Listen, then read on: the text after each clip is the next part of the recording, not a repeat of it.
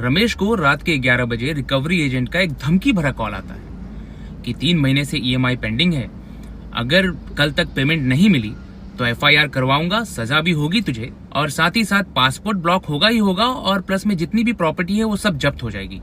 रमेश का दिल दहल जाता है और वो रिकवरी एजेंट्स के सामने गिड़गिड़ाने लगता है।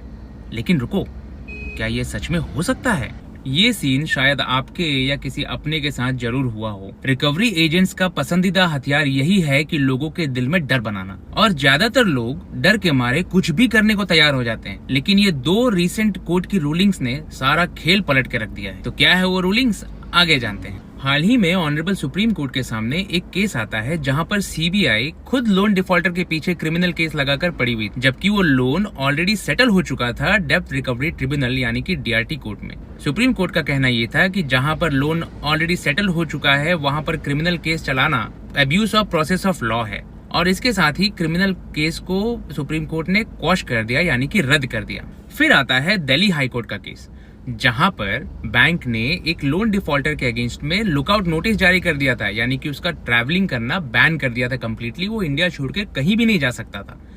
लेकिन दिल्ली हाई कोर्ट ने यह फैसला सुनाया कि ट्रैवल करना हमारा एक अधिकार है, हक है, जो कि हमें कॉन्स्टिट्यूशन के आर्टिकल 21 में फंडामेंटल राइट्स के तौर पे यानी कि मौलिक अधिकार के तौर पर दिया गया है, और महज एक लोन डिफॉल्ट कर देना या फिर ईएमआई पे नहीं करना उसे छीन नहीं सकता है।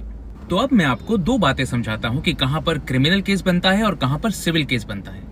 अगर आपने फ्रॉड किया है, पैसा गायब किया है या फिर गलत डॉक्यूमेंट्स दिए हैं, गलत कागज पत्र दिए हैं, तो ये क्रिमिनल केस के एम्बिट में आता है और यहाँ पर क्रिमिनल केस बनेगा, और एफआईआर और जेल का जो भी प्रावधान है वो यहाँ पर लागू होता है। लेकिन महज पैसा ना होने की वजह से ईएमआई मिस कर दिया या पे नहीं कर पाए तो ये क्रिमिनल केस नहीं बनता है, ये एक सिविल केस की तरफ जाता है और यहाँ पर सिविल प्रोसीडिंग चलेगी। तो इसमें जेल की धमकी देना या फिर ट्रैवल बैन करवाना ये बिल्कुल गलत है, ऐसा पॉसिबल नहीं होता है। तो अगर अगली बार कोई फोन पे ऐसी धमकी दे तो इस वीडियो को जरूर याद रखना, और ऐसी ही कोर्ट की रूलिंग से अपने राइट्स को समझने के लिए हमारे चैनल को फॉलो करिए। तो मिलते हैं एक नए वीडियो के साथ, तब तक के लिए ध्यान रखें अपना।